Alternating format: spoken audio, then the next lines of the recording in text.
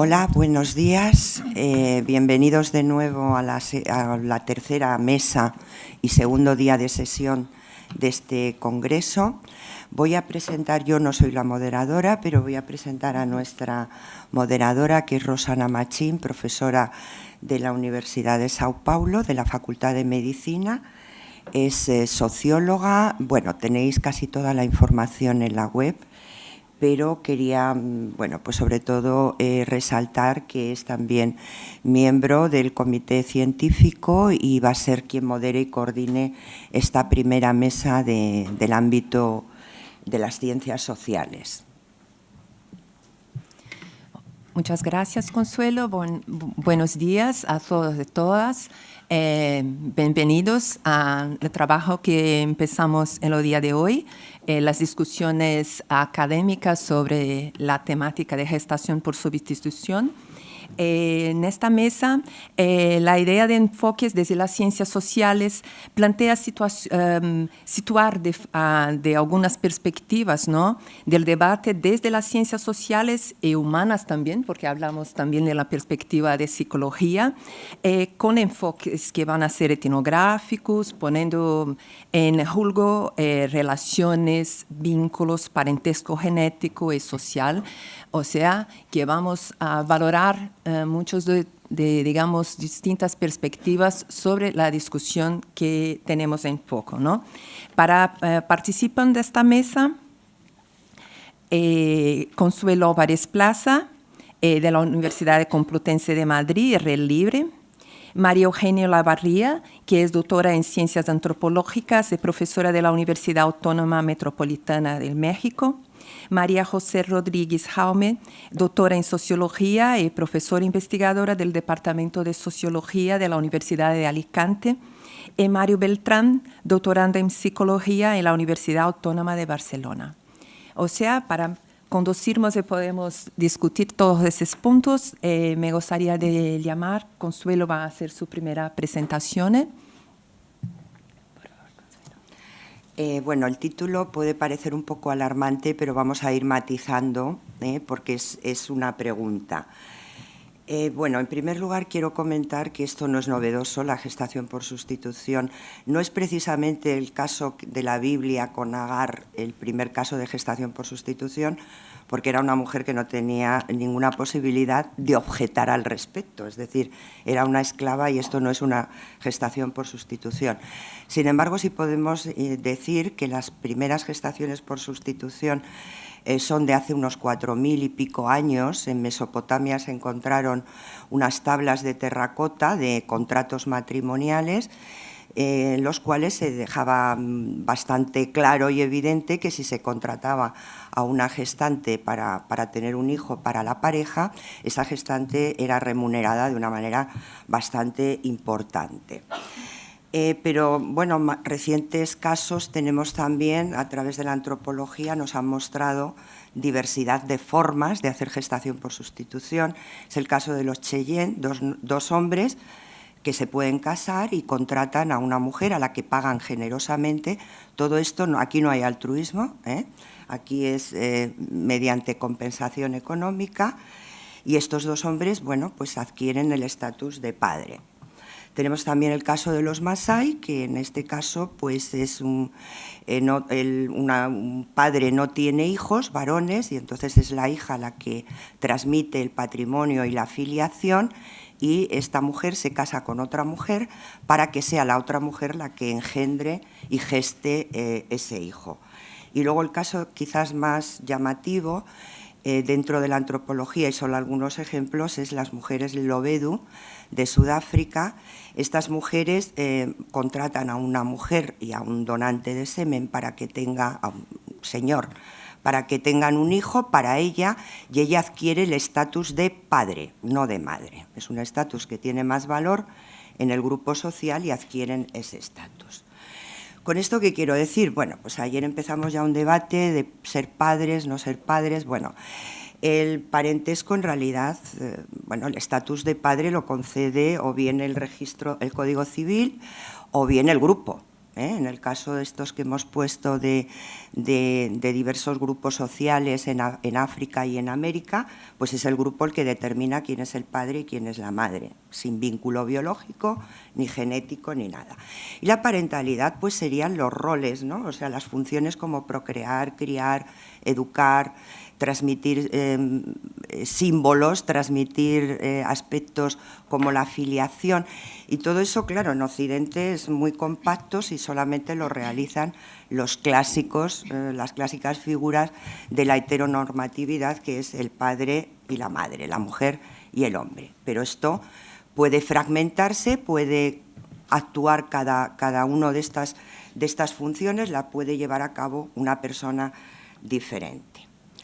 Esto es muy interesante a la hora de plantearnos la gestación por sustitución, porque siempre hablamos de comercial o de altruista, y además al altruismo le damos un enfoque muy especial. Los que llevamos trabajando varios años sobre reproducción asistida, hace 20 años no oíamos hablar de altruismo ni muchísimo menos. Era, bueno, pues una situación en la que se entendía perfectamente que había que hacer una compensación. Pero no nos olvidemos del tercer modelo, por decirlo de alguna forma, que es el intrafamiliar, que se está trabajando en Brasil, y aquí tenemos una colega precisamente que está trabajando el tema de la gestación por sustitución intrafamiliar. Claro, ¿qué conlleva el debate de la gestación por sustitución? Pues muchos aspectos negativos, ¿no? Que si es un cuerpo enajenado, explotado, la mujer víctima. Con la teoría del apego, ¿no? El posible apego que pueda tener una mujer por ese vínculo durante la gestación es una connotación muy biologicista, ¿no? Entonces, pero bueno, de la teoría del apego seguramente nos hablará el colega Mariano Beltrán, y ahí no me voy a meter en muchas cuestiones. Pero también se alude a la privación materna en el caso de dos hombres que tengan un hijo mediante gestación por sustitución. Y luego el tema de las emociones, los afectos. Bueno, estos son constructos culturales que se pueden adaptar a contextos, y realmente la antropología nos muestra además muchísimos ejemplos de la construcción cultural de los sentimientos, de las emociones, etcétera. Y también otra cuestión que hay en la gestación por sustitución es la gestación subrogada ética. Ojo con esto, porque aquí podemos entrar en un discurso antisubrogación. Esto lo dejo ahí para el debate porque quiero mostraros otra cuestión en mi presentación. Yo os voy a hablar de las relaciones, porque ayer se habló mucho, como dándole mucha relevancia y mucha importancia a la relación de la gestante con el niño, la gestante con los padres intencionales. Claro, hay muchas cuestiones de relación en la gestación por sustitución. Está la familia extensa, está la familia de la gestante, o sea, hay muchísimos vínculos, ¿no? Y muchas relaciones que podríamos debatir, pero no nos da tiempo a todo. Entonces, yo me voy a centrar, es el objetivo, en qué significan para un grupo de gestantes. Yo no pretendo que esto sea extensivo para todas las gestantes de todos los países, de todas las culturas, y simplemente voy a mostrar una fotografía, un momento de un grupo de mujeres que a mí realmente me abrieron los ojos a muchas cuestiones. Y ahora os diré la población que es, y vamos a ver dos cuestiones. ¿Tienen posibilidad de elegir las mujeres, si quieren o no, relacionarse con los padres intencionales? ¿Y por qué? ¿Y para qué la relación? Creo que eso es importante. Bueno, he hecho gestación por sustitución, he hecho trabajo de campo para ver la gestación por sustitución en Ucrania, en Kiev. Bien, vamos a ver, este es un sitio específico, se hizo en el 2018, antes de la invasión de Ucrania por parte de Rusia, y desde aquí quiero mostrar mi apoyo a la población ucraniana, porque a mí me ofrecieron una bienvenida magnífica, y de verdad que yo he vivido de una manera también un poco especial todo el tema de la invasión de Ucrania. Bueno, hicimos en Kiev en el 2018, y el trabajo de campo fue posible gracias a la ayuda de unas personas que nos abrieron el campo, No voy a decir quién porque no quiere que manifieste su nombre, pero sí me gustaría desde aquí, de manera anónima, agradecer que fue posible gracias a ellos. Este trabajo de campo tiene algunos sesgos y hay que decirlos claramente. Uno de ellos, yo no elegí a las gestantes, me fueron dadas, y eso ya es un sesgo. Tuve que utilizar una traducción e interpretación cultural, porque no se trata solo de traducir del ucraniano al español, sino que hay palabras que no tienen sentido para la población ucraniana y que nosotros nos empeñamos, pues por ejemplo, el instinto maternal. Bueno, pues evidentemente hay que matizarlo eso, ¿no? No pudimos hacer una observación como hubiéramos querido en clínicas y estuvimos en varios lugares, pero no fue posible hacer una observación. Y luego la muestra es muy pequeña. Entrevistamos a 12 mujeres gestantes y 9 profesionales. Esto hay que ponerlo en la mesa porque esto es importante para que veáis que solamente es una muestra. Bueno, algunos datos sociodemográficos que no voy a entrar mucho en ello, pero sí coincido con lo que dijo ayer Vanessa, es que estamos con mujeres con una formación académica importante. No son igual que las mujeres californianas que entrevistamos para el mismo proyecto. Son mujeres con una gran formación.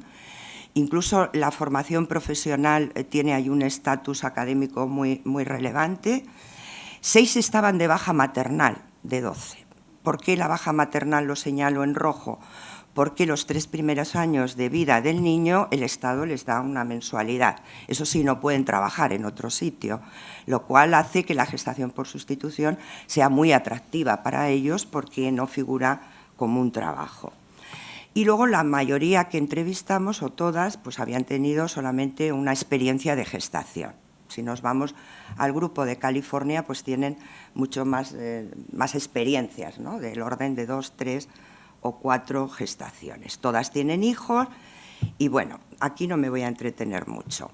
Sí que quiero señalar todos los estudios, no lo voy a comentar, de que la gestación por sustitución tiene 3 aspectos. El trabajo gestacional, puramente, biológico, digamos, el trabajo emocional, porque ellas las mujeres gestantes tienen que elaborar, bueno, pues un poco sus sentimientos, sus emociones, pero no con el niño tanto, sino con el entorno, con la familia, etcétera, etcétera. Y luego el trabajo relacional, que es el que específicamente voy a incidir. Bueno, el trabajo relacional se convierte en un aspecto muy importante de la gestación por sustitución por muchos motivos, ¿no? Entre otros porque pensamos que, bueno, sobre todo las empresas de gestación, piensan que es importante para los padres de intención y que es importante para la gestante. No sé si le hemos preguntado exactamente a la gestante qué piensa sobre esa relación y no sé si le hemos preguntado, además, si tiene capacidad de tomar esa decisión. Bien, esa relación pues va a ser un contacto así muy directo por Skype, por correo, películas, vídeos, etcétera, etcétera. Y luego hay 2 cuestiones que son un poco llamativas, ¿no? Y que pueden, para algunas mujeres, atentar contra su intimidad, como es el acompañamiento en el paritorio. No siempre es fácil el poder hacerlo porque culturalmente ni siquiera sus propias parejas han entrado en el paritorio cuando han nacido sus propios hijos. Y luego la convivencia, que algunas quieren convivir durante la última fase de la gestación y en el puerperio. Eso, bueno, yo creo que también habría que hacer una reflexión al respecto si los padres tendrían que hacer esas solicitudes. Bueno, entonces, ¿cómo exploramos si las mujeres ucranianas, las mujeres gestantes ucranianas, desean o no relacionarse con los padres de intención? Es el único tipo de relación que voy a valorar aquí. Primero, vamos a ver 2 cuestiones. Si es negociable esa relación y, en segundo lugar, el significado que tiene la gestación por sustitución, que va a influir también en las relaciones. En cuanto a la negociación, pienso que es complicada negociar. Yo no quiero relacionarme con los padres, no me interesa el Skype, no me interesa que vengan al parto, etcétera, etcétera, porque tampoco hay otros aspectos que es muy difícil para ellas negociar, como es el embarazo gemelar o como es, por ejemplo, continuar con una actividad laboral, porque algunos padres piden que no siga con su trabajo, la gestante. Entonces, estos 3 aspectos sabemos por las entrevistas que son difíciles de negociar, con lo cual, bueno, pues la relación con los padres de intención puede no ser fácil decir no quiero relacionarme con los padres. Y luego, ¿qué significan? ¿Cómo valoramos la significación? Pues un poco lo que hemos hecho es decir, bueno, 2 aspectos. ¿Qué reconocimiento tiene la gestación por sustitución en Ucrania y cuáles son las motivaciones? Sabemos que en Estados Unidos, pues en California concretamente, el reconocimiento social es muy amplio, pero no ocurre lo mismo en Ucrania, o por lo menos en el 2018.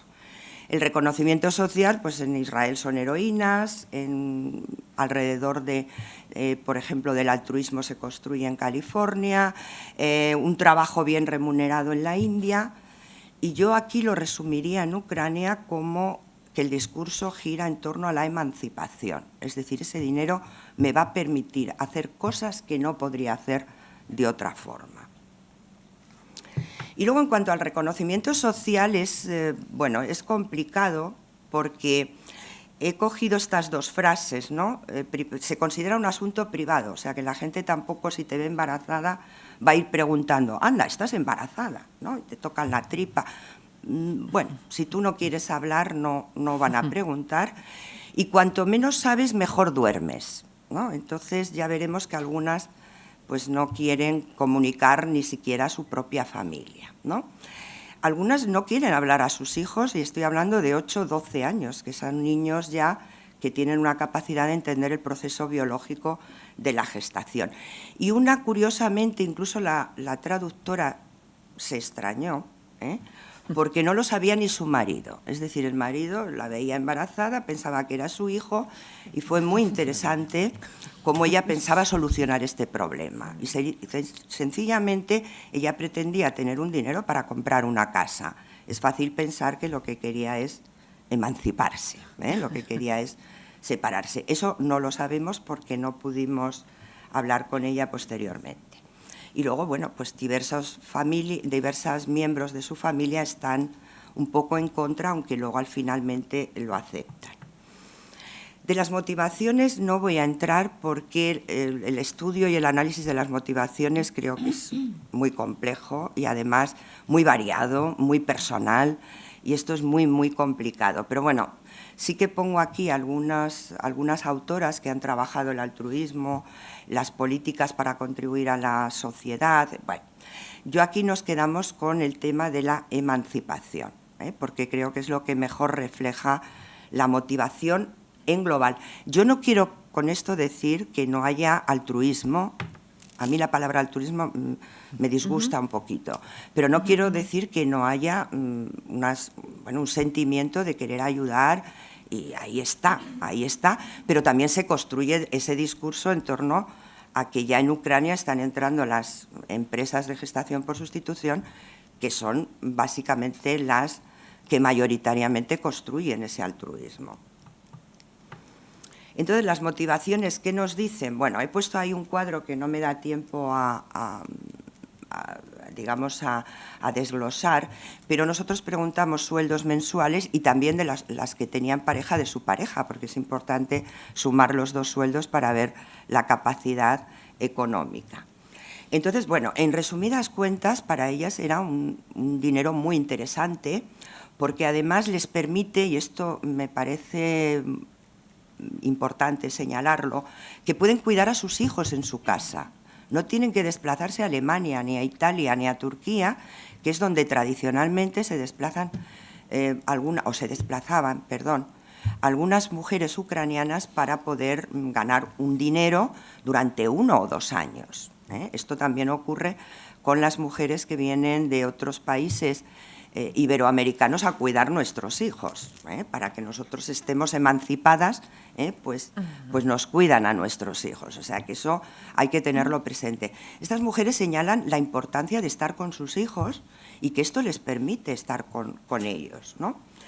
Y luego seguir cobrando el subsidio de maternidad, que era lo que os comentaba antes. Fundamentalmente hablaban de 2 cosas, comprar una vivienda o pagar una deuda, una deuda importante. Bien, y luego, claro, el estado del alma. Esto en Ucrania no tenía, vamos, en español tiene una difícil traducción, pero podría ser el equivalente, lo hago por cariño, por afecto, por amor, por ayuda. Tiene una connotación más religiosa, porque había algunas mujeres, bueno, muy religiosas y eso. Bueno, entonces, este trabajo relacional, ¿para qué y por qué para las parejas? Creemos, por alguna bibliografía que hay al respecto, que es un mecanismo muy interesante para que los padres intencionales se impliquen en la gestación y luego también un control del proceso. No hablo control del proceso en sentido peyorativo, ni muchísimo menos, sino en sentido positivo. Entonces, esa sensación de participación que tienen los padres, ¿cómo la viven las gestantes? He puesto algún resumen de algunos verbatim, porque si no se iba a prolongar mucho la presentación. Lo he dividido en 3 apartados: el acompañamiento durante la gestación, el acompañamiento durante el parto y si quieren tener relaciones después. Entonces vamos a ver qué opinan las ucranianas. Cada uno de los colores es bueno, ahí no se ve bien, es un verbatim diferente. Entonces, por ejemplo, los profesionales nos dijeron en uno de los casos, nosotros la emparejamos con una pareja, estaban bien emparejados, pero la gestante no quería Skype, con lo cual automáticamente fue descartada como gestante, que es lo que decíamos antes de la dificultad para negociar. Una pareja cubana no pudo hacer Skype, ¿no? No pudo hacer Skype, entonces, bueno, pues fue, digamos, aceptada otra mujer gracias a eso, y para ella fue una liberación realmente, no tenía interés realmente en contactar con esta pareja. Y esta mujer que os decía que no conocía al marido, que estaba haciendo una gestación por sustitución, dice, solamente lo hice una vez, el contacto, el Skype, desde mi casa, pero mi marido y mi hija no estaban, porque no podía manifestarlo, y la segunda desde la oficina, es decir, que realmente no hubo ahí ningún tipo de conocimiento por parte de sus familiares. Y luego otra vez más explícita, solo hice un Skype cuando me quedé embarazada, pero es suficiente. Soy una mujer responsable. Esta mujer lo veía como una especie de vigilancia, ¿no? Soy una mujer responsable, no necesito que alguien me controle o tener una relación muy intensa. También hay aspectos positivos de la relación, que sencillamente dicen que sí quieren tener esa relación. Y durante el parto, la presencia en el parto es un poco más conflictiva en Ucrania. ¿Por qué? Porque algunas mujeres ni siquiera sus parejas han estado presentes en el parto, con lo cual parece que tiene poco sentido que esté una señora, ¿no?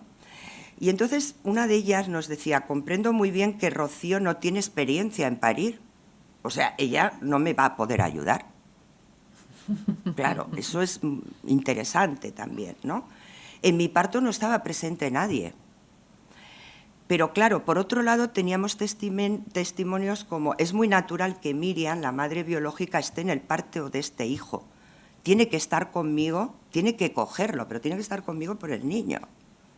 O sea, yo creo que también eso es interesante, esta puntualización, porque a veces tenemos la tendencia a pensar que ellas están muy interesadas. Bueno, eso hay que matizarlo y habrá que preguntar, ¿no? Y el contacto después del parto, algunas no tenían inconveniente, no me importa, si quieren mantener el contacto está bien, pero si no quieren no pasa nada. Y otra, depende de lo que ellos quieran, si ellos no quieren estoy de acuerdo. O sea que también, ojo con esta relación posterior, que en algunas ocasiones pues pienso que deberían tener autonomía las mujeres gestantes para todo este tipo de cuestiones. No solamente para decidir parto vaginal o cesárea. O sea, hay muchas más cuestiones que lo simplemente biológico. Y bueno, en conclusión, ¿voy bien para leer las conclusiones? Sí. Bueno, en conclusión, bueno, se pide a las gestantes, además del trabajo gestacional, un trabajo relacional. ¿Y por qué hablamos de trabajo? Porque puede ser una carga para ellas. Algunas de estas mujeres ucranianas no viven cerca de Kiev, no tienen fácil acceso a poder tener Skype y, bueno, esto puede complicar un poco la situación de ese trabajo relacional. Las familias mantienen relaciones socioafectivas, pero en función del modelo familiar. Muchas parejas heterosexuales no quieren tener relación con la gestante, ¿eh? Entonces, eso también hay que tenerlo presente. Depende del modelo familiar, depende también de la cultura del país. No es lo mismo la mujer californiana, que en California llevan 40 años muy asentada la gestación por sustitución, que en otros países donde el concepto, el sentido de maternidad y de gestación es muy diferente. Luego, las agencias y empresas de gestación fomentan o frenan. En algunas ocasiones frenan el contacto, pero en otras lo fomentan. Las diferencias idiomáticas. Yo no me puedo relacionar bien con una mujer ucraniana. Tampoco hablo inglés, pero bueno, o sea, californiana tampoco. Pero ucraniana no, porque hay además diferencias también culturales y eso es muy importante. Y luego, esta vinculación que se intenta hacer de los padres con el hijo, bueno, pues participan en el proceso efectivamente, pero también algunas mujeres lo ven como un control. Yo no necesito que estén encima de mí porque soy una mujer responsable. Y por último, lo que decía, ¿no? Si estas mujeres tienen la posibilidad, la capacidad de negociar, no relacionarse, no tener ningún tipo de relación o tener el mínimo tipo de relación, y qué significa para ellas, porque realmente puede que no tengan el mismo significado que para los padres intencionales. Muchas gracias y estoy a vuestra disposición para el debate.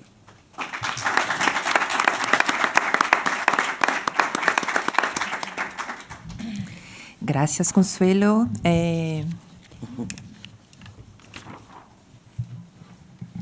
Gustaría ahora pasar la palabra para María Eugenia Olavarría. Sí. Hola a todos, todas. Bien, agradezco a los organizadores por este espacio. He llamado mi ponencia ¿Es otra gestación por sustitución posible? Escenarios recientes en México. He dividido mi charla del día de hoy en 3 partes. La primera sería alrededor de las relaciones de poder en que se inserta la gestación por sustitución en México. Hay un antes y un después de estos eventos que ocurrieron en México en 2016. Voy a hablar un poco del giro en los mercados, la pandemia y la resolución de 2021 de la Suprema Corte de Justicia de la Nación. La segunda parte está dedicada a la etnografía de la oferta y la demanda de gestación por sustitución en las redes en México, post pandemia, y la tercera parte es sobre las relaciones que genera la gestación por sustitución en México y sus posibilidades a futuro. Bien. Primero tengo que decir que el Centro de Estudios Constitucionales de la Suprema Corte de Justicia de la Nación en México identificó las siguientes categorías respecto a la regulación y legislación de la gestación por sustitución. Un enfoque prohibitivo, el ejemplo paradigmático sería Francia, tolerante, regulador, Reino Unido, Israel, California en Estados Unidos, y basado en regulación por parte de la profesión médica. Es decir, hay un espectro en los países muy variado, no se trata de prohibir y permitir, sino que hay todas estas posibilidades y México se encontraría entre los estados que la autorizan, ¿sí? Es decir, la permiten, pero vamos a ver en qué punto se encuentra. El 8 de junio de 2021, la Suprema Corte de Justicia de la Nación en México se pronunció respecto a lo siguiente. México había sido desde fines de los años 90 hasta 2015 un destino de gestación subrogada, sobre todo en el estado de Tabasco.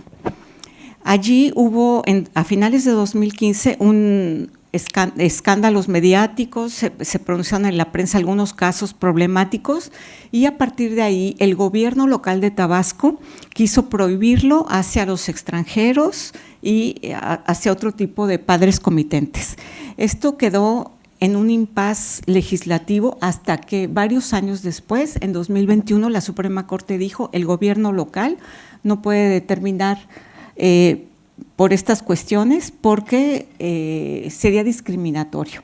Entonces, aquí, como aquí se lee, lo más importante de esta resolución fue que exhortó a que se regule la práctica de la gestación por sustitución en el Estado mexicano de forma urgente y prioritaria.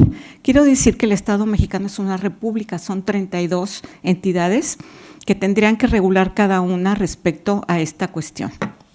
Bien, ¿qué sucedió entonces? Me remonto otra vez a 2015. Aquí tenemos el mapa de México, ¿verdad? Y los estados de Villahermosa, Tabasco, como centro, de donde surgía hacia todas direcciones, Estados Unidos, Europa, Sudamérica, pues esta oferta de gestación por sustitución con las líneas azules. Las líneas rosas marcan un poco el giro o el desvío de la oferta después de este año 2016. Pero bueno, ¿qué pasó entonces? Que agencias, clínicas, sobre todo estadounidenses, como vemos aquí también, pero de otras nacionalidades, siguieron ofertando a México como un país en el que, como se lee, surrogacy in Mexico is better than ever, está mejor que nunca, ¿sí? No hubo pues digamos, este obstáculo. Sin embargo, actualmente, esta es una captura de pantalla que hice de la página web de la Embajada de Estados Unidos en México, donde se previene a los ciudadanos estadounidenses de realizar procesos de gestación por sustitución en México. Como se lee allí, dice, aunque algunas agencias clínicas afirman que el proceso de maternidad subrogada es legal y promueven activamente el país como destino internacional, no existe un marco legal, etcétera. Esto es lo que el gobierno de Estados Unidos dice a los ciudadanos. Esto es importante porque para adquirir la ciudadanía estadounidense, una prueba genética es determinante. Es decir, el gobierno estadounidense está previniendo a sus ciudadanos de estas cuestiones. Entonces, ¿qué podemos decir? Que se encuentra, es un mercado, una oferta, una demanda no regulada. Desde 2005 se han expedido 130 licencias de reproducción asistida en México, de las cuales solo 2 son públicas. Es decir, todo esto se realiza en la esfera de la medicina privada. El 50% se encuentra en el área metropolitana de Ciudad de México y el año de mayor crecimiento es 2018. Bueno, ¿por qué digo esto? Porque claramente en México no tenemos cifras reales y las cifras que nos da la red LARA, la Red Latinoamericana de Reproducción Asistida, México, siendo un país de casi 130 millones de habitantes, está muy por debajo de Uruguay y Chile, que son países mucho más pequeños. Entonces, bueno, a mí no, como antropóloga no me interesa únicamente presentar este panorama, que es bastante vago, no voy a profundizar más, pero sí en las dos cuestiones que tienen que ver con lo cultural, ¿sí? ¿Cuáles son los temas sensibles que nos reflejan de lo que nos habla toda esta situación? Uno son las agencias y los intermediarios, porque la acción del gobierno local de Tabasco en 2015 iba dirigido a la criminalización y a la penalización de las agencias y los intermediarios, ¿sí? Cosa que la Suprema Corte de Justicia declaró inconstitucional por ser una violación al derecho al trabajo y al comercio contenido en la Constitución. Y el otro punto sensible era el pactar una remuneración. El argumento en contra sería la posibilidad de establecer una práctica sistemática de explotación de mujeres en condiciones de vulnerabilidad económica, a lo cual, como ya vimos el día de ayer con la ponencia de Isabel Fulda, y aquí retomo un poco lo que ha dicho esta asociación del Grupo de Información en Reproducción Elegida, GIRE, ha defendido la posibilidad de pactar dicha remuneración con base en el argumento de la autonomía reproductiva de las mujeres. Bien, entonces aquí, ¿cuál es el sujeto faltante en toda esta discusión, en todas estas relaciones de poder? Pues justamente las mujeres que gestan para otros. Quiero decir que mi investigación y lo que les estoy presentando se basa en un trabajo de campo extenso realizado entre 15 y 18, publicado en 2018 en el libro La gestación para otros en México, donde un equipo y yo hicimos toda esta investigación. ¿Y qué puedo decir pues de las mujeres que gestan para otros actualmente en México? Pertenecen a la población conectada a Internet, sobre todo es el medio por el cual se interesan en la gestación por sustitución. En su mayoría estos datos son vagos porque el espectro es enorme, viven en pareja y han cursado al menos un embarazo. Encuentran su ocupación en la informalidad, al igual que el 60% del mercado laboral mexicano. Entonces, toda esta informalidad a la que me he referido es una característica de la economía mexicana y, en general, y de la actividad laboral. Ahora bien, como trabajadoras que han buscado la organización, y me queda muy claro a partir de las ponencias de ayer en las experiencias de Reino Unido y de Países Bajos, que la organización de las gestantes es clave para regular, para, digamos, llegar a una práctica mucho menos desigual. ¿Cuáles son entonces estos intentos de organización que ha habido? Ha habido una iniciativa de becas en Tabasco entre 2015 y 2013 que yo reporto, llamados a formar una organización laboral o sindical, sobre todo en Tabasco en 2015, y hemos recopilado algunas demandas concretas que se refieren a la mayor participación en la elección de las parejas comitentes y en el proceso en general, que tomen más decisiones y que ellas mismas definan el perfil de las mujeres postulantes, es decir, que si van a tener un trabajo, sobre todo eso. Y un intento de organización más reciente, que es alrededor de esta blog en internet que se llama Hermanas Cigüeñas. Bien, hasta aquí sería la primera parte sobre las relaciones. Voy ahora a la etnografía post-2021, que corresponde al pronunciamiento de la Suprema Corte de Justicia de la Nación. Esto lo voy a comparar con lo que ocurría antes, donde vemos emergencia de nuevos actores, de gestores legales especializados. Antes las clínicas o los padres contrataban a sus abogados particulares, ahora ya hay estos nuevos actores independientes. Se observa un cambio en la retórica. La gestación por sustitución, a diferencia de 2015-2018, no es ya protagónica. Se incluyen nuevos servicios como la eclosión asistida, Phenomatch, Time-Lapse y estas otras técnicas más recientes, ya unidas a otro tipo de oferta, digamos, de biotecnologías de la reproducción humana. Se observa un cambio en la retórica, repito, y en la población destino, o como pues digamos en la mercadotecnia le llaman la población target, sobre todo dirigido a la comunidad LGBTQ+.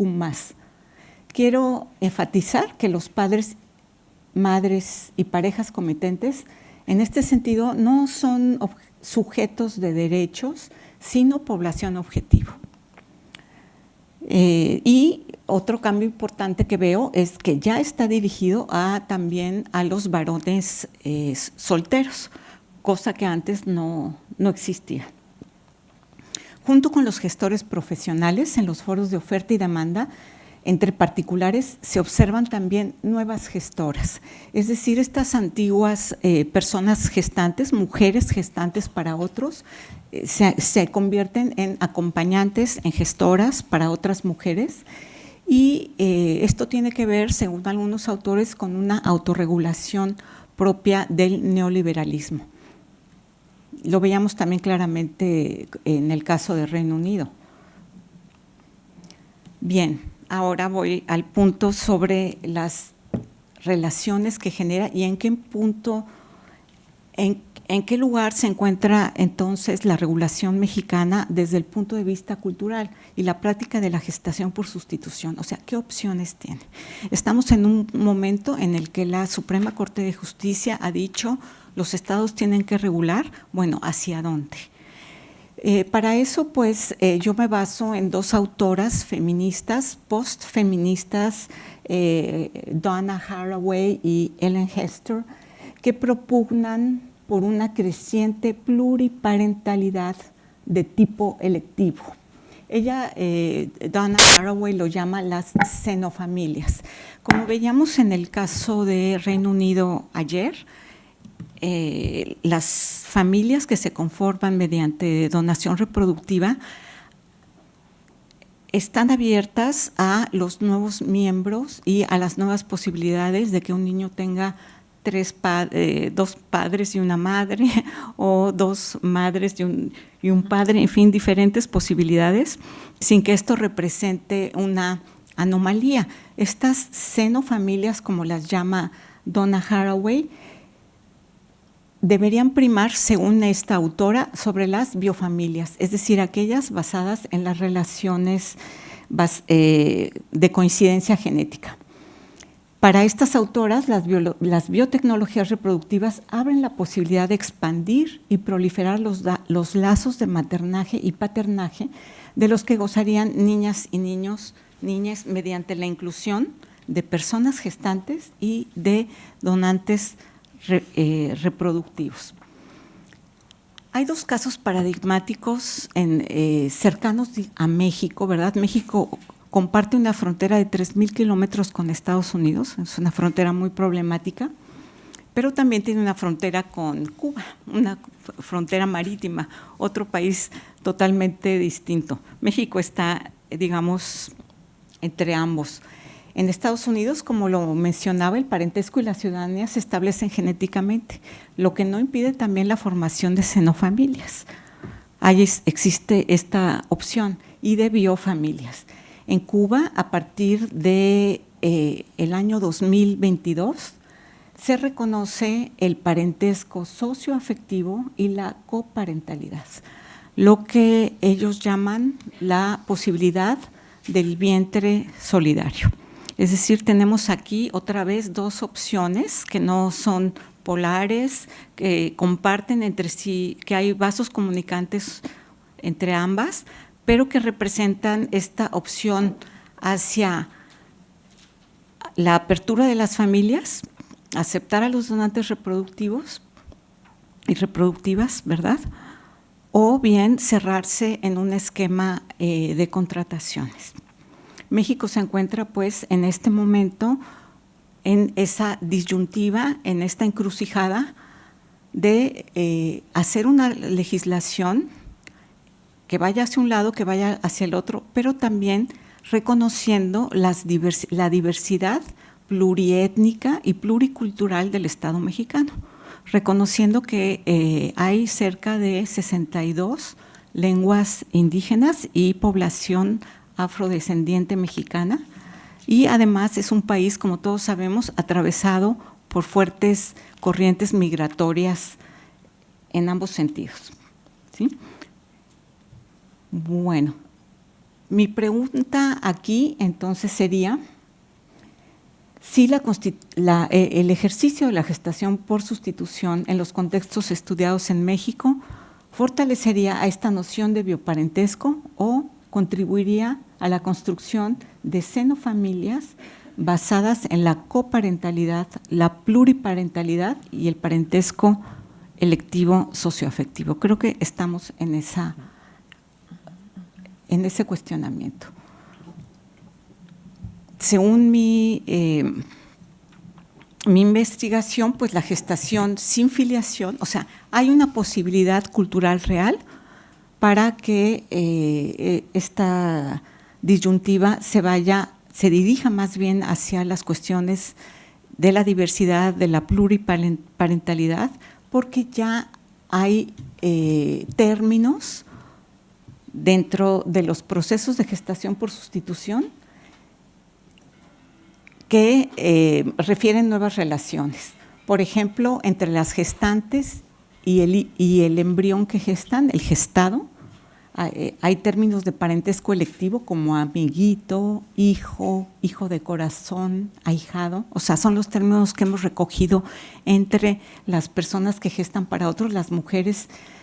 Términos de parentesco también de lateralidad, les dicen sobrinos o madrina y ahijados.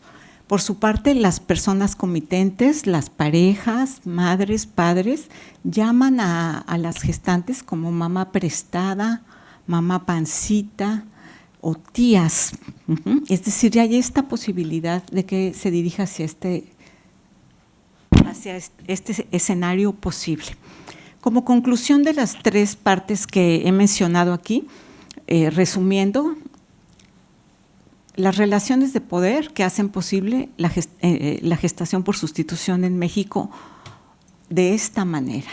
Hay una omisión del Estado mexicano, hay una falta de información, no hay estadísticas confiables y de manera general se ignora la recomendación de regulación de 2021. ¿Esto qué genera? Un clima, una atmósfera de informalidad, de desconfianza, de posible corrupción y de vulnerabilidad para todas las partes.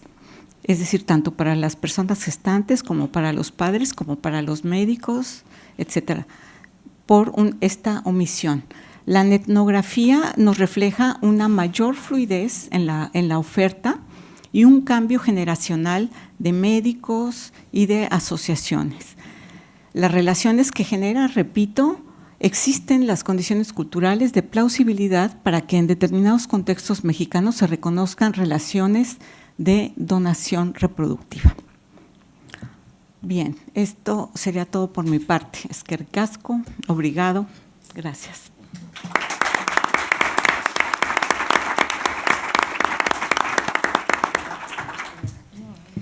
Muchas gracias, María Eugenia. Gustaría de invitar ahora a María José. Bueno, muchísimas gracias, Egunon. Estoy feliz de estar en este congreso, feliz de ver a colegas que hacía mucho tiempo que no nos veíamos, a pesar de vernos a través de una pantalla, ¿no? Periódicamente, ¿no?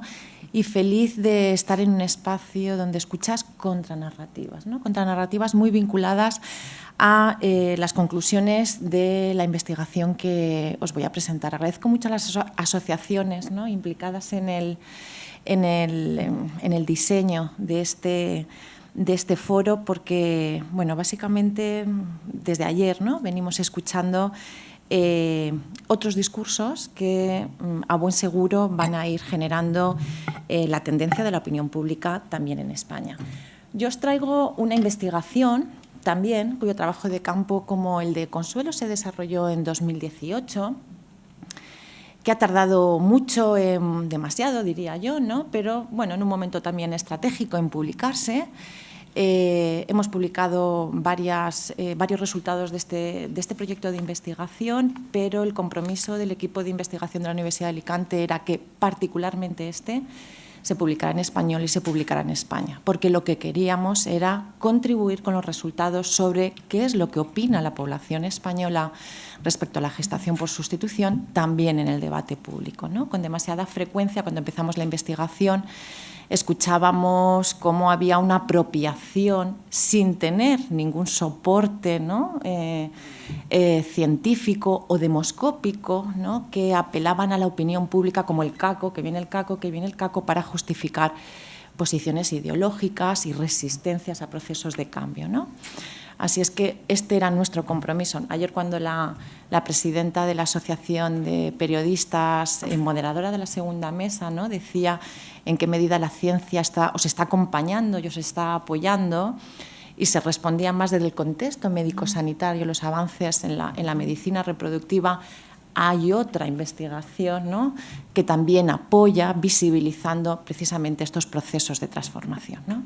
Bueno, os voy a hablar de algo aparentemente efímero, la opinión pública, no lo podemos concretar ni en el yo, ni en el tú, ni incluso en el nosotros, ¿no? Pero es tremendamente relevante a la hora, ¿no? Entre otros, por ejemplo, de los diseños de los procesos legislativos. Bueno, el objetivo era, como os decía, ¿no?, recabar la opinión de la población española en relación a la gestación por sustitución, con esta finalidad última, ¿no?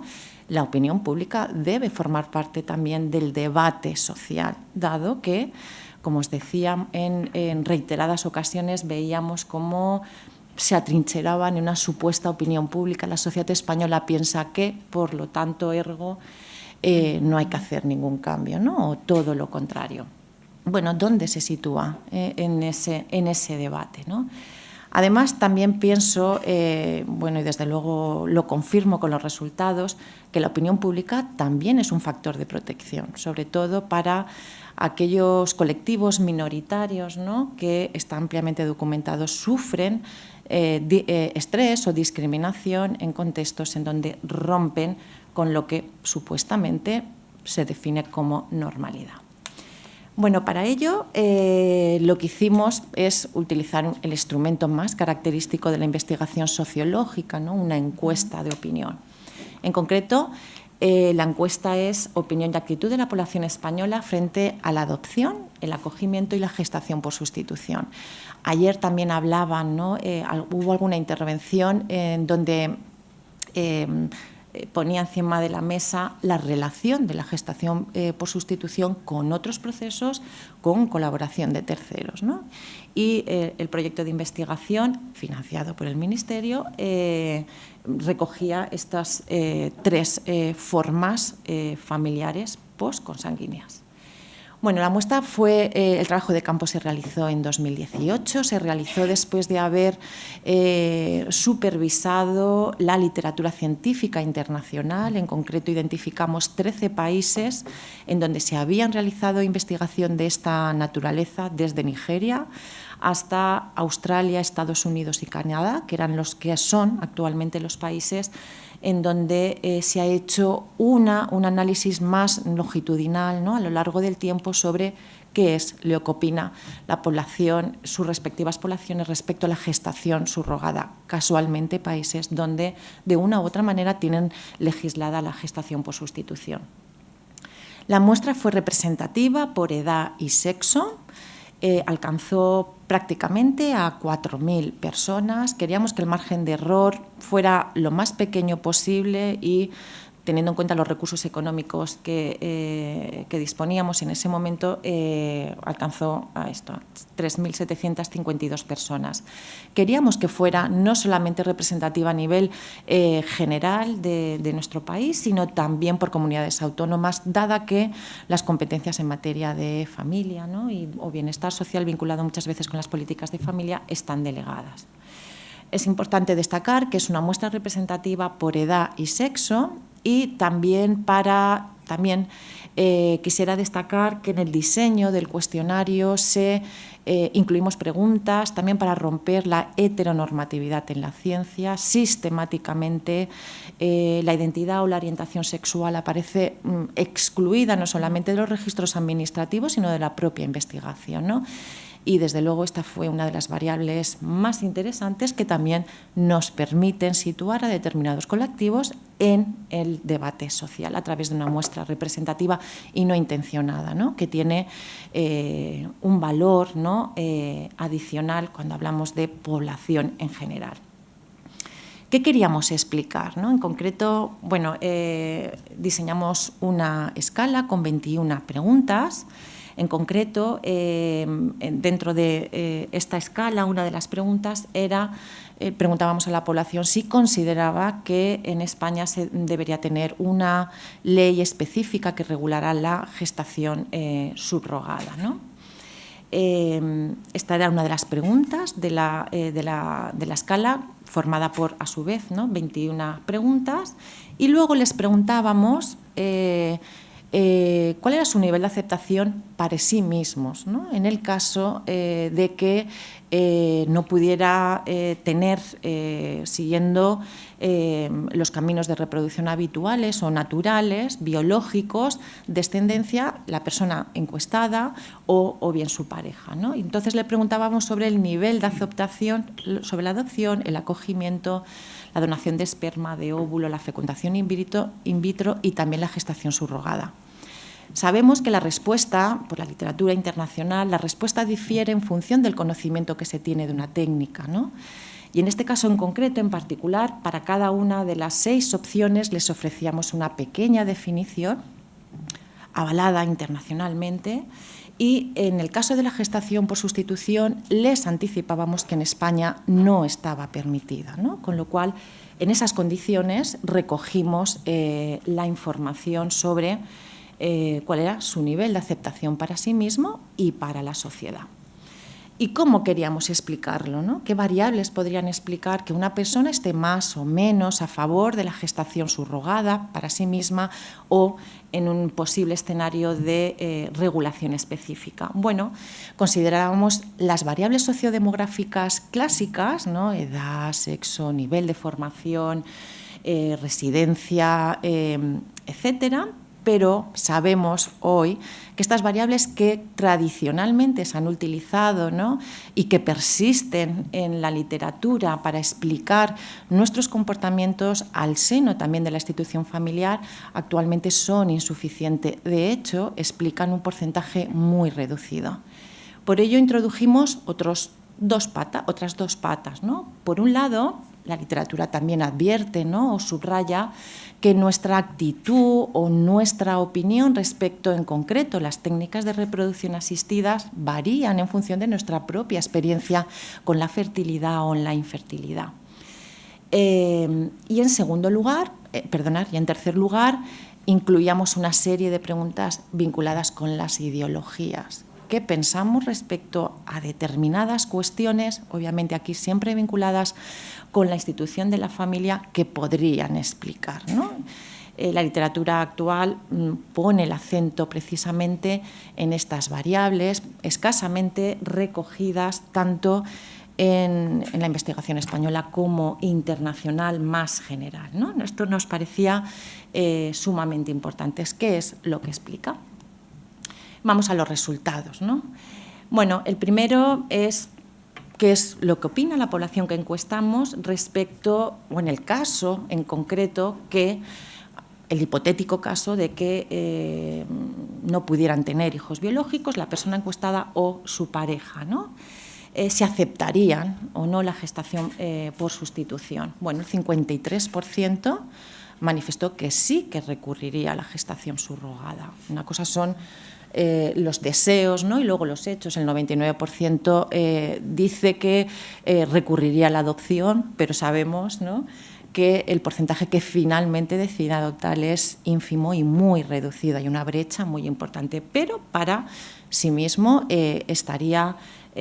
superaría la mitad de la población y lo aceptarían más las mujeres gays y lesbianas, aquella población que se encuentra en edad reproductiva, que viven en pareja, que no tienen hijos y con estudios primarios. Pongo un asterisco en estudios primarios porque ponderamos esta variable en función de los datos del barómetro, ¿no?, del CIS del 2018, en el mes que nosotros realizamos la encuesta. Además, si miramos esta parte de las ideologías, de lo que pensamos las personas, estarían más a favor personas no religiosas situadas en la izquierda política y con una ideología familiar igualitaria y con una ideología centrada en los hijos e hijas, ¿no? Estos datos luego también destacaré algunos aspectos de análisis más sociológicos. Respecto a la regulación de la gestación por sustitución, el 58% de la población española sí estaría de acuerdo con una legislación específica. En otros foros, ¿no?, me subrayaron, ¡wow, qué barbaridad!, ¿no? desde el punto de vista sociológico no es ninguna barbaridad, habida cuenta, ¿no? O si tenemos en cuenta cuál ha sido el proceso de evolución y de transformación de la institución de familia de España, ¿no? Que se insertaría dentro de un modelo mediterráneo junto con Portugal y con Grecia, y el caso español sería también paradigmático, ¿no? Bueno, lo aceptarían gays y lesbianas que se encuentran en edad de reproducción, con una autopercepción de la infertilidad, con estudios universitarios y económicamente activos. Nuevamente, no religiosa, en la izquierda política, con una ideología centrada en los hijos y centrada en los padres, ¿no? Bueno, es un dato interesante, el 58%. Tengo que decir que la encuesta, el trabajo de campo se realizó en 2018 y en 2018 hubo... bueno, mediáticamente tuvo muchísima repercusión la gestación subrogada. De hecho, 4 medios de comunicación presentaron también sus propios estudios demoscópicos con resultados un poco bastante parecidos, ¿no? Cuando después de la noticia de que Ana Obregón traía, ¿no? O había tenido un hijo a través, era abuela de un bebé concebido a través de gestación subrogada en Estados Unidos, hubo otro diario, un poco después, que realizó otra vez otro estudio demoscópico y, claro, te vas como loca, ¿no? Para ver en qué sentido, ¿no? Tus resultados, ¿no? Y nuevamente los resultados eran muy parecidos. Lo digo porque por esta crítica siempre respecto a los estudios de opinión, ¿no? De que esto no representa a la población, esta es una muestra representativa por edad y sexo. Bueno, en síntesis, me gustaría subrayar, y desde esta perspectiva más sociológica, que estos datos demuestran que hay una normalización entre la población española de vías alternativas para tener hijos o hijos frente a un diagnóstico de infertilidad. En contra de lo que cabía esperar, y para mí este es un hallazgo muy significativo, entre la población española no hay diferencias entre la población fértil e infértil respecto a su actitud frente a la gestación subrogada, ¿no? Hay una desvinculación, cada vez más hay una tendencia, ¿no? Ya lo pudimos analizar con el incremento en 2004 de las adopciones, ¿no? Donde las parejas y familias que recurrían a la adopción no eran solamente parejas que tenían dificultades a la hora de tener reproducción biológica, sino que entran en juego otra serie de ideologías y valores que separan la reproducción de la fertilidad y la fecundidad y que nos sitúan más en contextos sociales, en factores sociales, ¿no? La aceptación de la gestación por sustitución como técnica de reproducción asistida, recordemos un 53% para sí misma, estaría más asociada como un grupo sociodemográfico que se encuentra en una etapa biográfica en donde el proyecto de tener hijos o hijas está por alcanzar, pues recordemos, no tenían hijos ni pareja y se encontraban en edad reproductiva. Y esto nos habla desde una perspectiva sociológica del proceso de individualización social, que no tiene nada que ver con esto que algunas veces oímos, ¿no? La sociedad es cada vez más individualista. Luego voy a hacer un añadido, ¿no? Tengo mucho interés. La aceptación específica de una legislación estaría más asociada con variables de naturaleza ideológica y cultural, ¿no? Y esto nos remite directamente al proceso de posmodernización de las familias en las sociedades occidentales y en donde España es paradigmática dentro de este contexto o dentro de este modelo mediterráneo. El 39%, contrario a la gestación por sustitución como técnica de reproducción asistida para sí misma, estaría a favor de una legislación reduciendo a un 16% el segmento de la población que se opondría. Mayoritariamente la población española estaría a favor de la gestación subrogada. Y el colectivo de gays y lesbianas tendrían un 280% más de probabilidades de aceptar la gestación subrogada y un 270% más de probabilidades de estar a favor de una regulación específica. Y algunas, esto lo he añadido esta mañana, a última hora, a partir de la reflexión, ¿no? De las intervenciones de las 2 mesas de ayer, ¿no?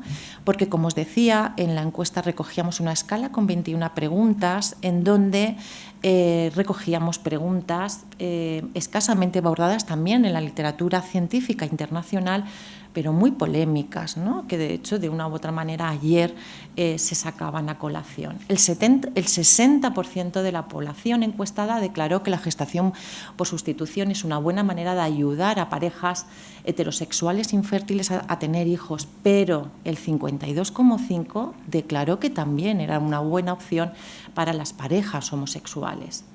La subrogación genética, habitualmente también denostada o no considerada, ¿no?, frente a otras opciones, estaría aceptada para un 36% de la población española. El 29% de la población opina que la gestación, solamente en contra de esa opinión, ¿no?, que parece que es la predominante, el 30%, redondémoslo, 1 de cada 3 personas opina que es, de la población española opina que es una forma de explotación de las mujeres, ¿no? Y el 47% cree que la mujer gestante debería tener algún tipo de retribución por los gastos, ¿no?, adicional por los gastos o el tiempo dedicado ocasionados por el proceso. El 61% de la población opina que el hijo o la hija nacida a través de un acuerdo de gestación subrogada debería contar con la información sobre su origen, y un 44% declara que el hijo debería poder contactar con la mujer gestante si fuera su deseo. Con lo cual, y acabo, nos encontramos con este concepto de familia posmoderna que apela, ¿no?, o que dirige la mirada más que al proceso de formación a los cuidados, ¿no?, que acontecen al interior de la propia institución, ¿no?, en donde se superponen o se retroalimentan dos procesos: el proceso de individualización, que está más relacionado con cómo vivimos las personas, ¿no?, nuestras propias vidas, y cómo las propias decisiones al interior de la institución familiar toman cada vez mayor protagonismo en relación a las normas, ¿no?, o supuestas normas sociales. Y, por otro lado, nos encontramos con un contexto familiar en donde, que ha venido a denominarse como la posmodernización de la cultura, ¿no?, en donde las sociedades contemporáneas asumen una mayor tolerancia social hacia los comportamientos desviados, ¿no?, fuera de la norma, respecto a lo que también coloquialmente conocemos como la familia tradicional. Bueno, ¿cuáles son los procesos desde una perspectiva sociológica de la implementación de las nuevas técnicas de reproducción asistida? Las decisiones que adoptamos, tener hijos o no biológicos, adoptar o no, acceder a la reproducción a través de la gestación subrogada, cómo revelamos, ¿no?, los orígenes, etcétera, no se producen en el vacío, se producen en un contexto social que en ocasiones nos alienta, ¿no?, y en ocasiones nos lleva a vivir los procesos de una forma más privada, ¿no? La percepción de la sanción o no que nuestras decisiones y comportamientos puede ocasionar pueden ser alentarnos, ¿no?, a dar más visibilidad o no, ¿no? Recuerdo el trabajo de Elizabeth Beck, ¿no?, cuando ella hacía un análisis en la década de los 90 sobre cómo se había desarrollado las técnicas de reproducción asistida, ¿no? En 1944 ya estaba el desarrollo tecnológico para la fecundación in vitro, pero resistencias religiosas y científicas hicieron que la primera bebé probeta no naciera hasta 1978, por cierto, el mismo año en donde hay un registro, ¿no?, de un reconocimiento formal de la gestación por sustitución, ¿no? Bueno, pues Elizabeth contaba que la implementación en el marco, ¿no?, de esta hegemonía ideológica de las sociedades sufre o vive un ciclo que va desde vivirlo de forma secreta.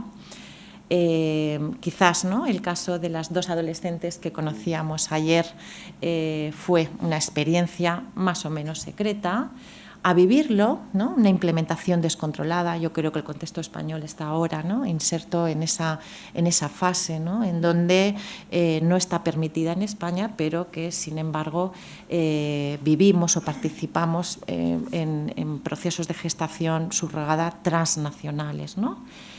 Estaríamos entrando a con debates, ¿no?, de esta naturaleza a una fase de implementación universal para luego, ella hablaba, ¿no?, incluso de vivir de una forma forzada, ¿no? ¿Por qué no tener hijos, ¿no?, cuando la fecundidad, la infecundidad voluntaria, porque no tienes hijos, ¿no?, cuando tenemos a nuestro alcance tantas técnicas de reproducción asistida? Bueno, la misma presencia de la gestación subrogada transfronteriza en un intento por sortear, ¿no?, las legislaciones que las prohíben, muestra su propia desistigmatización, ¿no?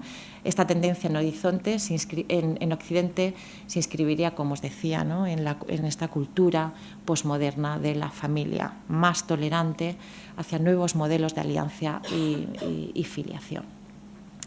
Muchísimas gracias.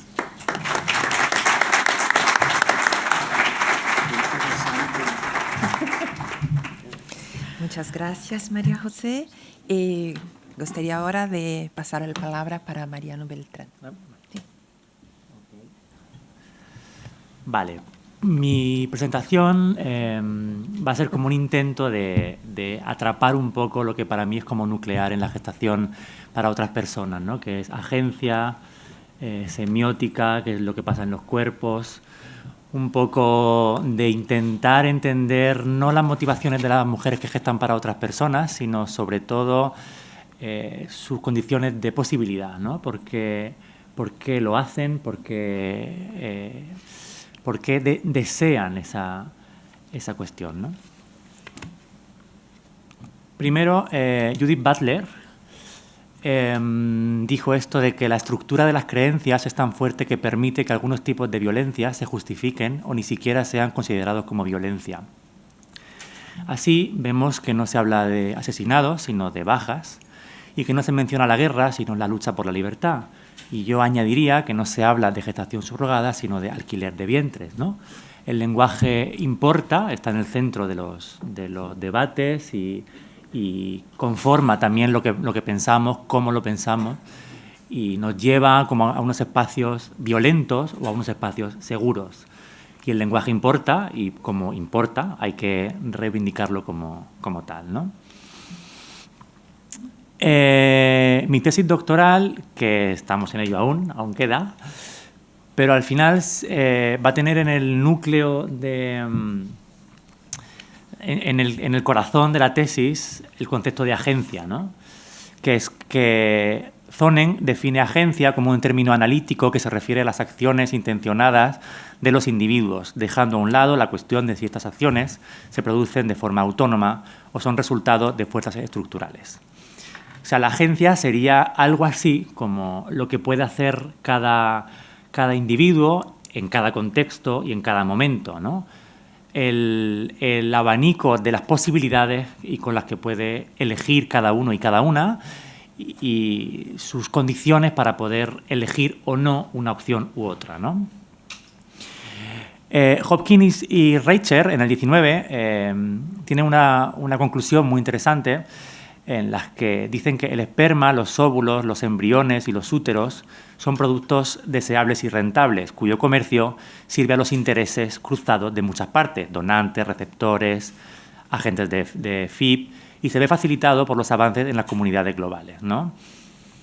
Entender que el esperma, los óvulos y, en este caso, los úteros, son productos rentables y deseables, nos va a permitir analizar mejor este fenómeno, no desde la romantización de la típica imagen de la mujer que se soba la panza todo el día, esta especie de narrativa un poco Disney, ¿no?, de la gestación, sino apegarnos a la realidad y entender que en un mercado reproductivo global los úteros son productos rentables y objeto de deseo también, ¿no? No me quiero pasar de tiempo, que yo seguiré.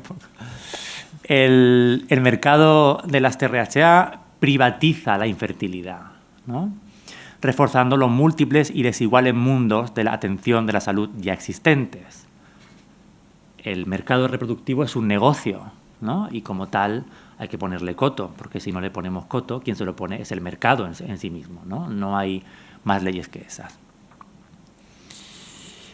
Otra reflexión muy interesante de O'Brien, que ya desde hace un tiempo, En virtud de los procesos físicos de la reproducción, desde la menstruación hasta el embarazo y la menopausia, las mujeres serán clasificadas como inherentemente naturales, o sea, más animales, y por tanto incapaces de pensamiento racional. Hay una tendencia a asimilar, que luego veremos con un estudio de Eli Teman del año 18, en el que, bueno, hay una narrativa sobre que las gestantes están en una especie de enajenación en algunos casos, ¿no? De que, bueno, que lo hacen por una razón que no es autonomía en un sentido estricto, ¿no?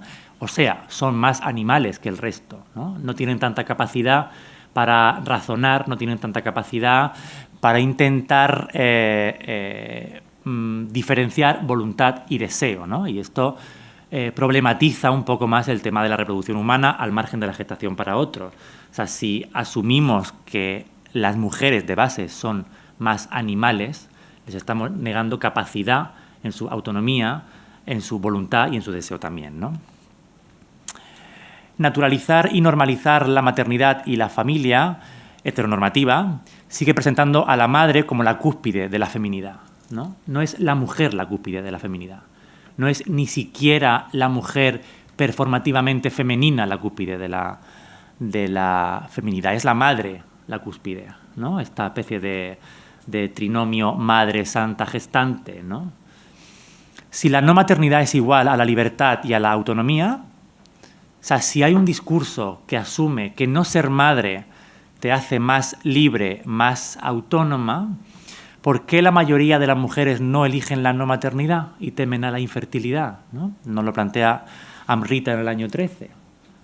Si compramos esta narrativa de que no reproducción es igual a libertad y reproducción es igual a esclavitud o a cuestiones, bueno, de que estamos insertos en unos marcos de imposible escapatoria, ¿por qué cuantitativamente la mayoría de las mujeres no eligen la no maternidad, ¿no?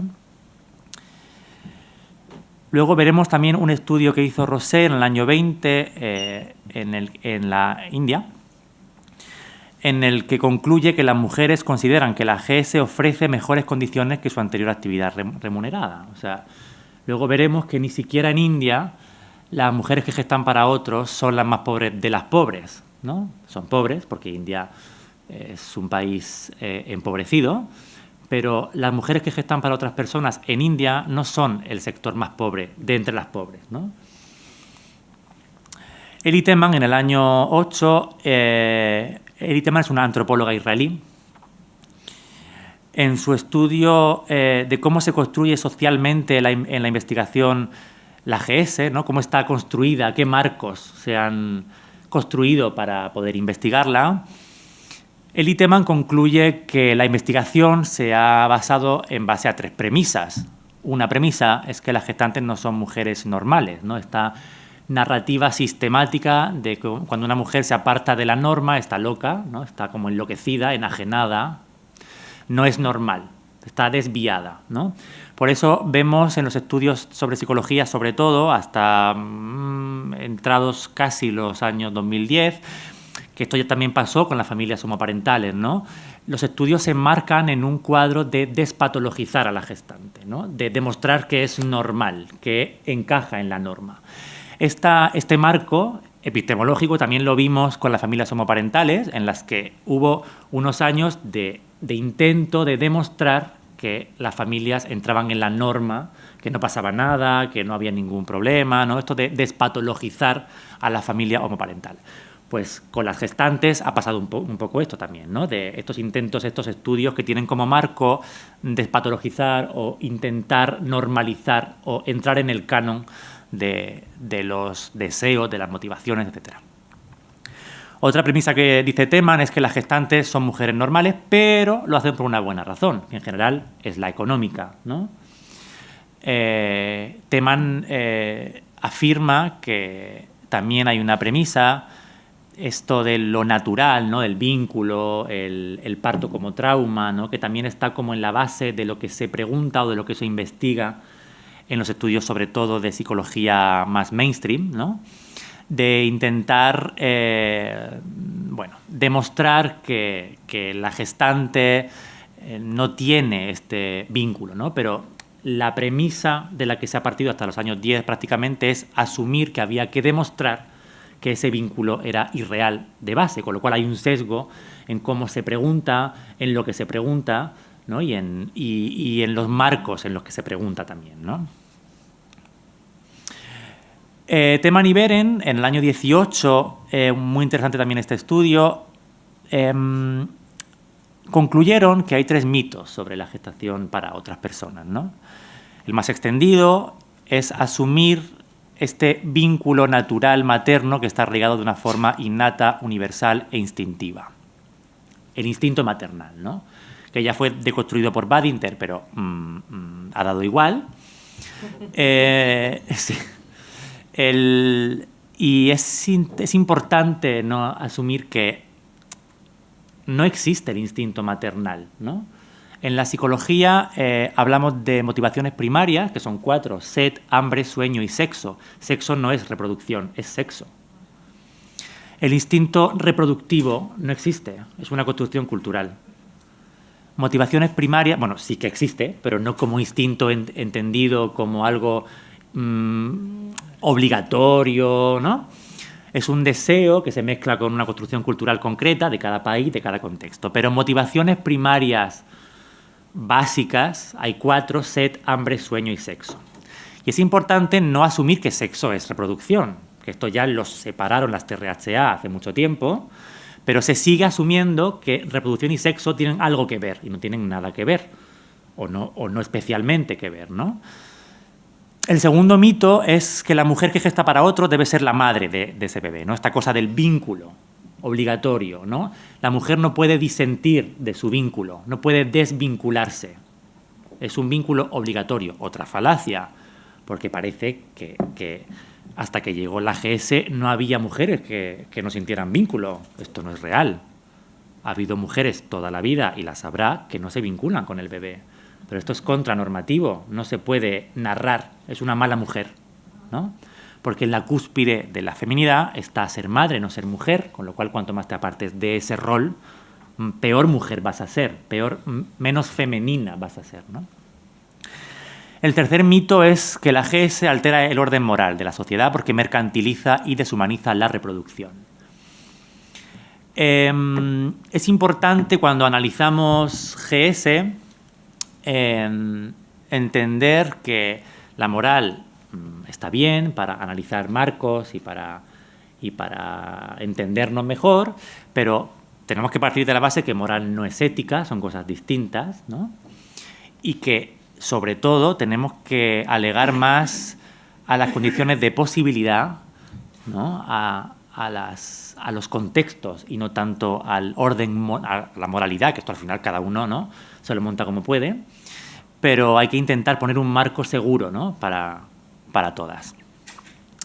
En ese mismo estudio, Teman y Beren también concluyen que la maternidad no es un resultado automático del embarazo, ¿no?, y que la gestación no crea parentesco en absoluto, y que el vínculo como el feto se revela como una elección, ¿no? El apego, las teorías clásicas del apego, que están bastante cuestionadas desde hace ya un tiempo largo, por lo menos 2 décadas, de manera más obvia en la literatura científica, el vínculo, ¿qué se afirma cuando Teman también dice que las gestantes no son la madre del bebé, ¿no?, y que se infravaloran sus relatos? Que al final hay una narrativa de intentar vincular, de la obligatoriedad del vínculo, que esto está en la mente de quien lo enuncia, pero no en la gestante, ¿no?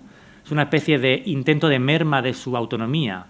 Es intentar fusionar voluntad y deseo, ¿no? Intentar que se fusionen en la gestante. Intentar asumir que la gestante en realidad no tiene capacidad de elección, que no puede desvincularse, porque el vínculo es algo obligatorio para mucha parte de la sociedad y de las culturas que nos rodean, ¿no? Y esto no es cierto. El vínculo, o sea, no es que la gestante, luego lo veremos, pero no es que la gestante no tenga vínculo, es que la gestante tiene un vínculo que no es un vínculo clásicamente materno-filial, en el mejor de los casos. Hay veces que no hay vínculo, que es como una cuestión más transaccional, pero en la mayoría de casos hay vínculo, pero es un vínculo que no se podría encuadrar en unos términos clásicos materno-filiales. Es otro tipo de vínculo, no es que no exista vínculo, es otro tipo. Estos son dos frases de dos gestantes. Una dice, no sentí nada. También pensé que cuando lo viera me acordaría, pero nada. Lo cogí y lo besé y jugué con él y fue divertido. Era como si viniera mi sobrino o el hijo de mi vecino. Este niño que tengo en mi vientre no es mío. Lo estoy cuidando por el momento, pero cuando nazca, él o ella irá con sus padres, que es donde debe estar. No quiero que nadie piense que es mi bebé. Supongo que no debería importarme lo que nadie piense, ya que yo sé lo que es verdad, ¿no? Este intento de arrinconar a la mujer que gesta para otras personas en un deseo normativo, en un apego normativo que no sienten como tal, que no viven como tal en la mayoría de los casos, ¿no? Rosé, en el año 19, eso que os he contado antes, ¿no? De que al final esto de que la gestante es pobre, ¿no? Pues ella concluye. Rara vez se ha contrastado esta asociación pobreza y gestación para otros con datos empíricos. Es una construcción un poco fantasmática de la realidad, ¿no? No es cierta, es una premisa, o no es cierta per se, habría que ver si es cierta o no, pero no en base a lo que está en mi imaginario, sino a lo que ocurre, ¿no? A los datos empíricos, ¿verdad? Y esto es lo que os he contado antes, de que en India las gestantes tendían a ser mejor que la población general en términos de educación, de empleo y de ingresos familiares. ¿Significa esto que no pueden ser explotadas? No, pueden ser explotadas. Significa que no ver esto lo único que nos va a hacer es aumentar los abusos, porque estamos construyendo un marco que solo está en nuestra cabeza, que no se asienta en la realidad material. Es una construcción fantasmática de cada cual. Otro dato muy interesante, el mercado reproductivo, que se habla mucho de que la AGS mercantiliza, deshumaniza. Bueno, en los países en los que es legal, evidentemente, de todos los ciclos de FIP, solo un 2% es una gestación para otras personas. El mercado reproductivo no está en la gestación para otras personas. Está en la donación de los gametos, en los embriones, ¿no? O sea que si hacemos una crítica al mercado reproductivo, legítima desde mi punto de vista, hay que hacerla, no está en la gestación para otras personas. El 98% del dinero que se mueve en el mundo del mercado reproductivo no es una gestación para otras personas. Son donación de gametos y de embriones, ¿no? Entonces, si somos honestas, tenemos que hacer una crítica legítima al mercado reproductivo, oportuna al mercado reproductivo, pero desde la realidad material, no desde mi cabeza, no desde mi como visión del mundo, sino qué está pasando en el mercado reproductivo. Si el 2%, o sea, no puede ser que haya un pánico con la AGS cuando es el 2% de la FIP. Hay algo que está distorsionado, está aumentado, ¿no? Pánico moral. Scott dice que es una forma de acción colectiva en la que el público, los medios de comunicación y la sociedad en general se unen para crear un estado de pánico en un patrón creciente de preocupación intensa y desproporcionada en respuesta a una amenaza social percibida, añadiría yo. O sea, no, y él también lo añade. Muy bien. No me había dado cuenta. Digo, ya me falta lo de percibida, si no, no. También Scott, en ese mismo estudio, el caso del Baby M, ¿no? Este caso paradigmático de mala praxis en GS, ¿no? Scott, esto es muy interesante porque a mí por lo menos me marca muy bien en entender un poco esta narrativa, esta contranarrativa en torno a la GS, ¿no? Scott afirma que a través del Baby M se creó y se mantuvo una poderosa narrativa que de la gestación subrogada como una mercantilización y la opinión de que hay que hacer algo por parte del gobierno para responder a esto. La afirmación de que las mujeres carecían de agencia debido a circunstancias coercitivas era inquietante, pero aún más con los valores feministas era la afirmación de que las mujeres necesitaban protección porque no podían prever su respuesta al embarazo. Los detractores del aborto argumentan que los novios, la familia y el personal de las clínicas coaccionan y engañan a las mujeres para que aborten. Estos argumentos paternalistas se asemejan mucho a las alegaciones contra la gestación subrogada en la época de Baby M. Se refiere a la prensa, a lo que sale en prensa, ¿no? Y es muy interesante ver cómo estos argumentos al final confluyen, ¿no? Que esto nos recuerda un poco a la sex work de los 70 y 80, ¿no? Cuando el feminismo cultural se alió con la administración de Ronald Reagan para ir en contra del aborto, alianza que luego usó Reagan para ir en contra de la pornografía, del porno, ¿no? Al final estas alianzas se nos cruzan y nunca sabemos cuándo vamos a pagar el peaje de esa alianza, ¿no? Pero se paga el peaje de la alianza al final. Y por último, para dejar sobre la mesa un poco el concepto de trabajo reproductivo, ¿no? Versus altruismo, un poco. Y aquí coincido con Consuelo en una crítica al altruismo como estrategia de emancipación, ¿no? Esto de asumir, o sea, parece que el dinero solo mancha a las mujeres, solo mancha a la reproducción. A los hombres ni los toca el dinero, no les pasa nada, porque se mercantilicen, se exploten incluso, ¿no? Solo mancha a las mujeres. ¿Por qué? ¿Por qué hay esta construcción cultural de que el dinero solo ensucia lo que tiene que ver con la reproducción en las mujeres y con el sexo en las mujeres? Y no podemos hablar solo de GESE, sino hay más cosas. En el trabajo sexual, el dinero mancha más a las mujeres que a los hombres, ¿no? Incluso el gigoló se ve como una especie de reforzamiento de la masculinidad, ¿no? De qué suerte tiene de que puede copular sin parar, ¿no?